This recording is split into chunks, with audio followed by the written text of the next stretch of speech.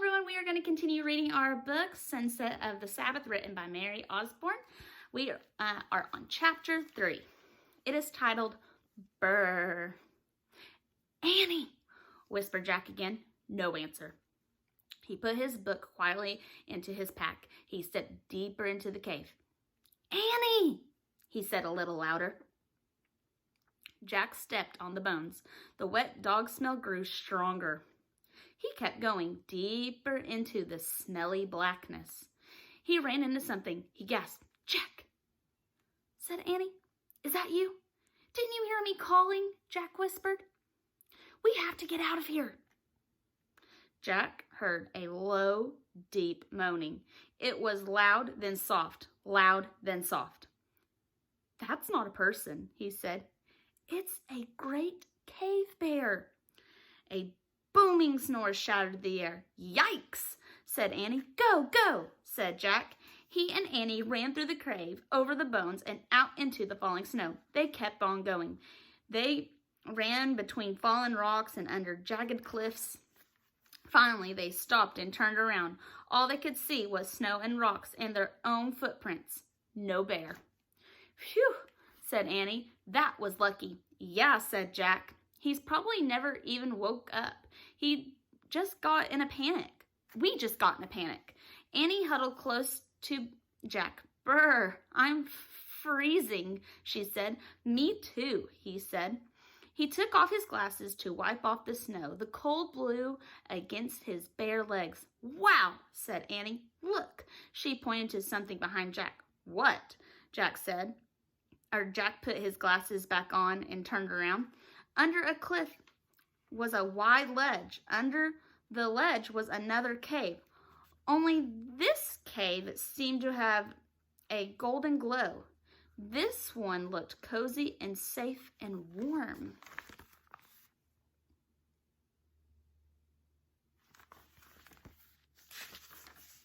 Chapter 4. Cave Kids. Jack and Annie crept to the cave and peeked inside. A small flame danced from the bed of glowing coals. Near the fire were knives, axes, and hollowed-out stones. Animal skins were neatly stacked against the wall. People must live here, said Annie. Maybe it's their home. Of the Cro-Magnons we saw, said Jack, looking around. Let's go inside and get warm, said Annie. Jack and Annie moved quickly to the fire and warmed their hands. Their shadows danced on the stone walls. Jack pulled out his Ice Age book. He found a picture of a cave. He read, Cro-Magnons made many things from animals, plants, and stones. They made flute-like musical instruments from mammoth bones. They made ropes by braiding plant fibers. They made axes and knives from stone. Jack pulled out his notebook and pencil. He started a list. Cro-Magnons made bone flutes, plant ropes, stone axe, and knives. Ta-da! Said Annie. Jack looked up. Annie was wearing a coat.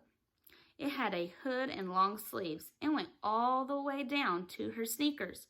Where did you get that? Said Jack. From that pile of furry skin, said Annie, pointing. These must be their clothes.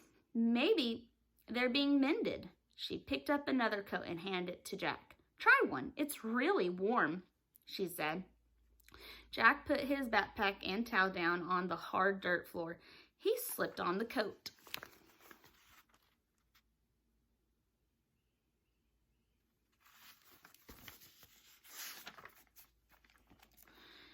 It did feel very warm and soft. We look like cave kids, said Annie. Squeak! Peanut peeked out of Jack's pack, lying on the floor. You stay in there, said Annie. There's no teeny coat for you. Peanut vanished back into the pack. I wonder how they made these coats, said Jack.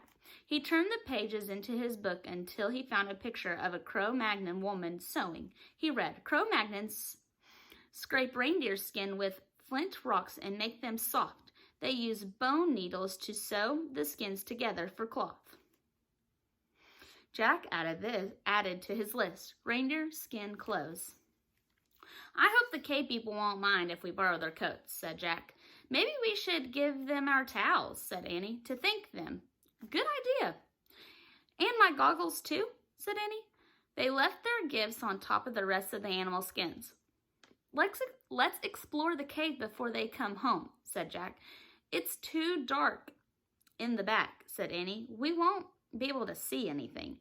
I'll find out how Cro-Magnon saw in the dark, said Jack.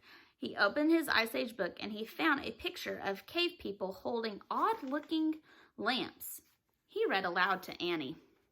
Cro-Magnons made stone lamps. They hollowed out a rock filled with the animal fat, then burned a wick to make from moss. There, said Annie. She pointed to 2 stones near the fire. In the hollow of each was a gooey white stuff and a pile of moss. We have to be careful, said Jack. He picked up one stone. It was smaller than a soup bowl, but much heavier. Jack held the stones close to the fire and lit the piece of moss. He lit another lamp and gave it to Annie. Carry it with 2 hands, he said. I know, she said. Jack tucked the book under his arm.